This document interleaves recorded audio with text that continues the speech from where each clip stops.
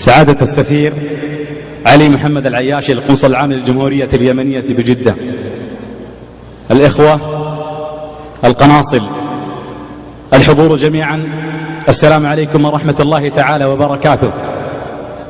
تحية طيبة من القلب إلى القلب.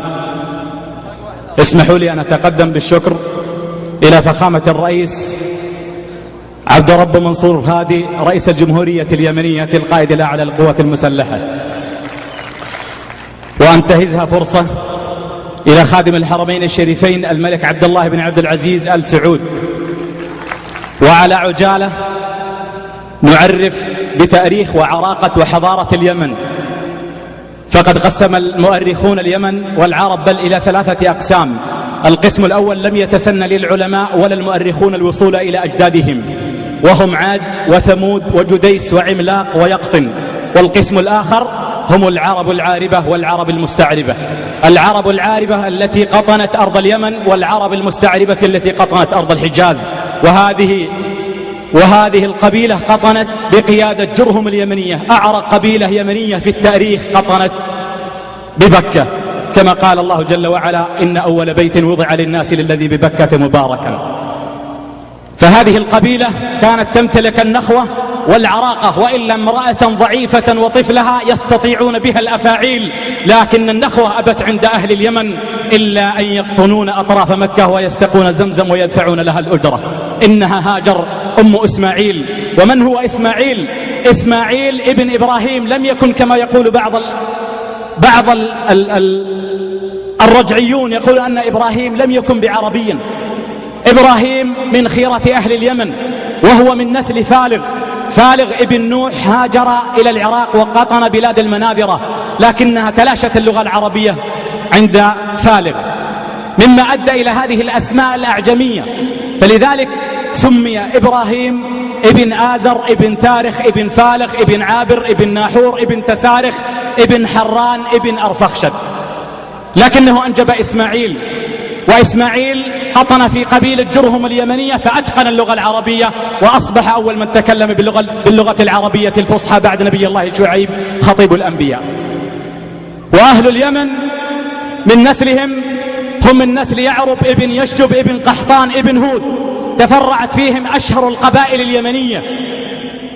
فهم من نسل يعرب ابن يشجب ابن قحطان، جاءت منهم أشهر القبائل: همدان فكهلان فأنمار فطي فكند فجذام فلخم فالأوس والخزرج والغساسنة ملوك الشام. من هم أهل اليمن؟ هم أهل الإيمان والحكمة، هم أرق الأمة قلوبا وأقلها عيوبا، أهل السكينة والوقار والفقه والاعتبار. قطنوا في العراق بلاد المناذرة، قطنوا في صعيد مصر هذه البلد المبارك، ونحن نحيي مصر وأهل مصر. قطنت اليمن من دكا إلى جاكرتا. هذا هو تاريخ أهل اليمن وحضارة أهل اليمن، أرق الأمة قلوبا. هم من ناصروا النبي صلى الله عليه وسلم في البيعة الأولى والبيعة الثانية. الأوس والخزرج من هم؟ هم من أهل اليمن.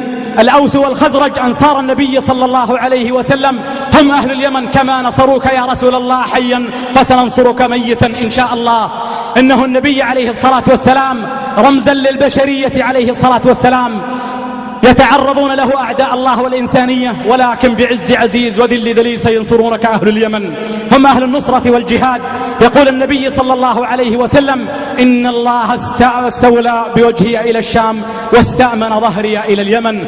وقال: يا محمد إني جعلت لك ما أمامك غنيمة ورزقا، يعني بنات بني الأصفر وجلاد بني الأصفر قائد الروم، وما خلفك مددا.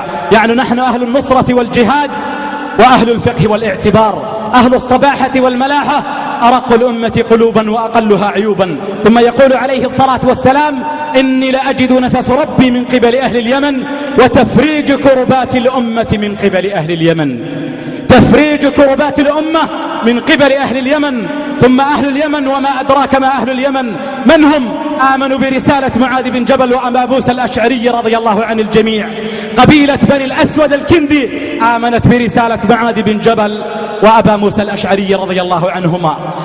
هؤلاء هم أهل اليمن، هم أهل السكينة والوقار والفقه والاعتبار، أهل النصرة والجهاد، إذا دعاهم لن يتخلف منهم.